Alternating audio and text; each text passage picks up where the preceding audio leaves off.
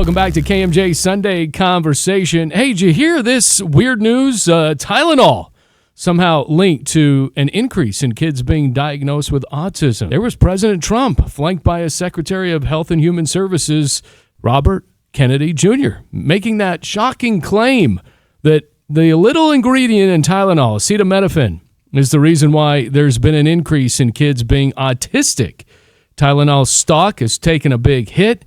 The medical community at large is not really supporting the Trump administration's claims and warnings. So what do we know about this? And is there a link at all? Is there any science behind any of this, any data? So I thought I'd bring in one of the great pediatric doctors in the entire region. Dr. Nu Sang is here. What do you mean? Oh, come on, Doc. You're one of the best. How are you? Well, thank you very much. I just do the best job I can every day. So if you didn't know, he has 3 locations, Sang's Pediatrics. There you go. There's your commercial. And it was free. Congratulations. Okay. Yeah. So well, when you first heard about this, Tylenol, autism, there's a link. What did you first think about?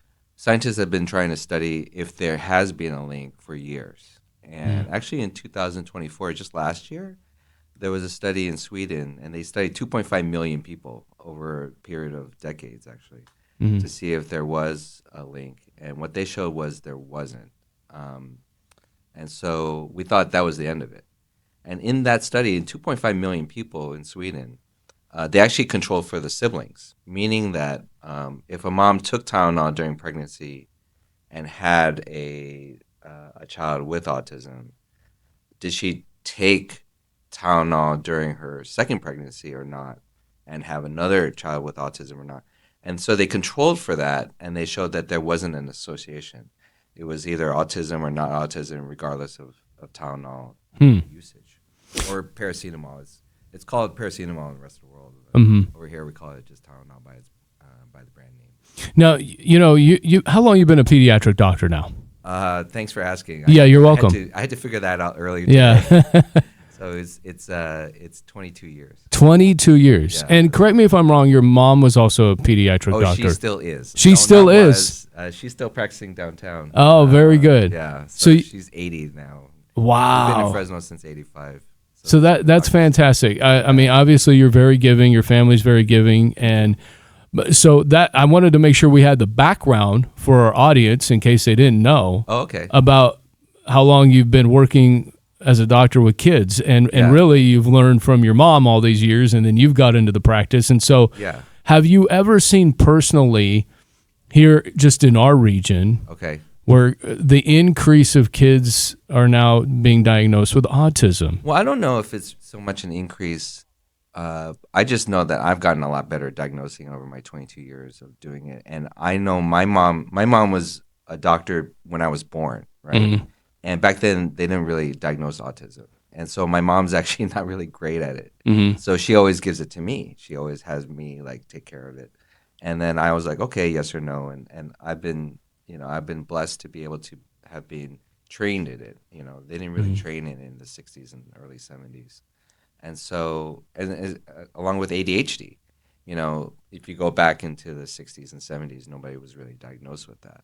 Whereas now we have better tools and better understanding of the diagnoses.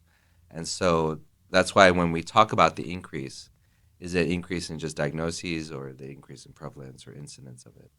And so for me, I always think also, some people talk about in medicine, there's horses and zebras, okay? Horses are very common. You see it, you can see horses out in the wild. You never really see a zebra out in the wild, not in the United States, right? So some diagnoses are very common and some things are not. Some genetic disorders are very uncommon.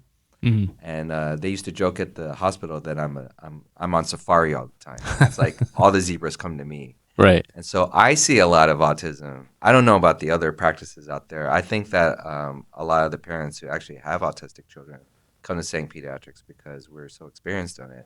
It's not just me and my mom anymore. We have plenty of doctors and nurse practitioners. So you see a lot of cases. I see a lot of cases, and they're very difficult. And whether they're high functioning or low functioning, we have a lot of experience with it. Do you have any idea why the increase has happened? No, I don't, and I don't pretend to. I mean, I mean, like we've read books on it. I mean, there's a great book I read, I think actually 20 years ago, by Paul Offit. He's a infectious disease doctor at Children's Hospital of Philadelphia, and it's Autism's False Prophets. Like people, like autism been around for decades, and people are always like, "Oh, I'm trying to sell you a cure for this." And one of the cures, it shocked me, was like they used to do spinal taps on people with autism and re-inject it into the body and say you're cured, and people are like, "Oh yeah, it's working, it's working." And it's a false cure, right? Like people want to believe in these things, and it's really kind of like awful. And that's been going around since before penicillin, and it's just one of those things that we're still feeling those type of effects today because we're all human, and I understand. So I would imagine, President Trump's press conference rattled the medical community and rattled pregnant women, and then rattled, parents that don't know if their kids have autism or not, and they're like, "Oh my goodness, we gave them Tylenol." Do you still prescribe Tylenol? Or do you swear by it? I think that Tylenol serves a purpose, and one of the purposes is for inflammation, and it brings down inflammation in your body. It brings it in a safe manner when it's given in the correct doses, right? Because we do have Tylenol overdoses in the ER, and it does affect your liver if you take too much of it. So when given in correct doses, it's been proven safe and sound for decades.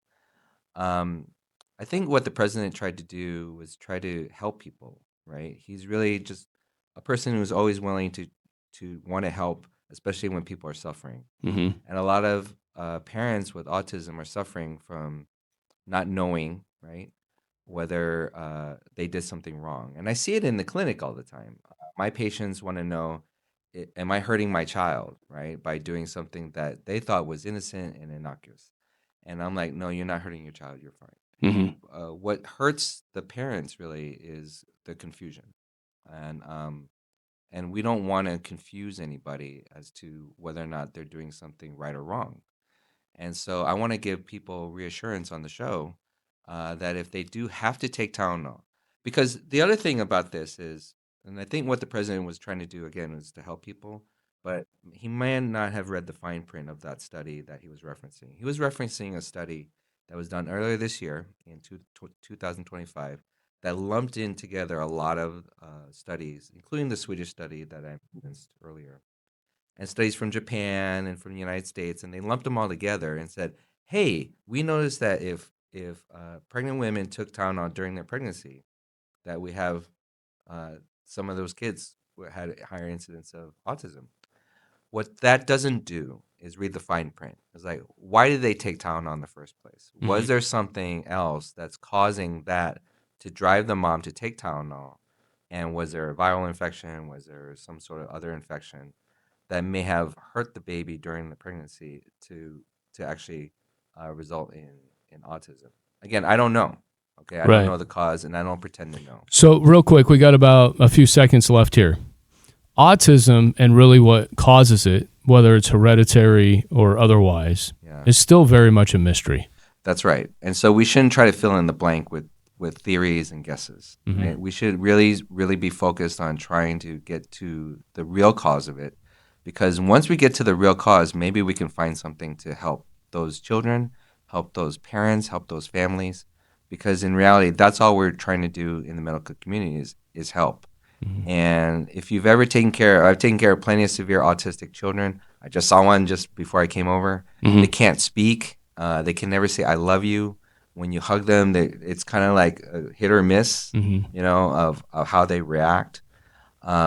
It's really difficult on those families, and I don't want to confuse or hurt them further than they already have been. Right. So I hope that we can really focus on trying to get down to the bottom of it, and so that we can help those families further. Great stuff. Dr. Nu Sang Pediatrics. Appreciate the time here. Thanks for inviting me over to the show. I appreciate it.